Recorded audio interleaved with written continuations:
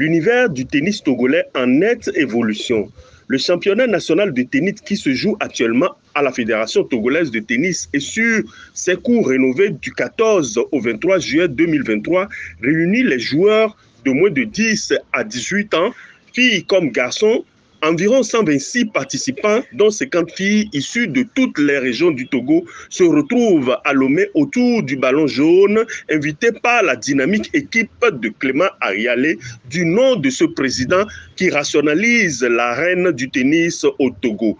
Comme pour tenir à sa promesse faite au début du mandat, faire le tennis autrement.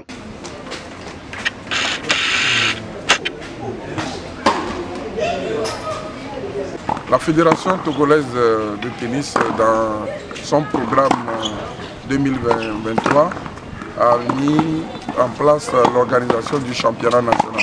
Alors le championnat national, c'est une compétition qui permet aux jeunes de se jauger leur niveau en fonction de leur performance et d'avoir un classement sur le plan national.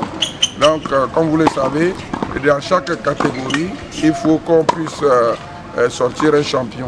Donc ce championnat nous permettra de déterminer les meilleurs qui seront les champions du Togo par catégorie. Les premiers jeux ont permis aux joueurs de se mesurer les uns aux autres, couronnés par une note de satisfaction générale.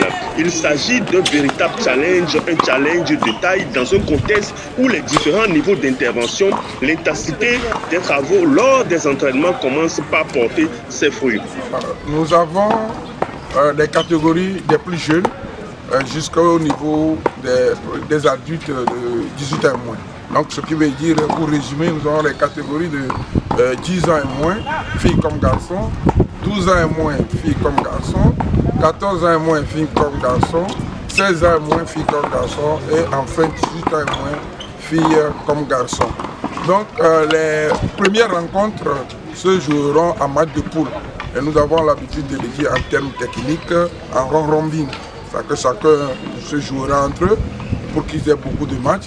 Et puis après, on aura un classement à l'issue de ce tournoi. Les meilleurs, on va les dégager par poule pour qu'ils vont maintenant évoluer en tableau final qui sera constitué des tableaux à élimination directe que nous appelons élimination directe. C'est un coup quand tu perds le match, ça veut dire que tu es éliminé jusqu'à ce qu'arriver en finale pour déterminer le champion.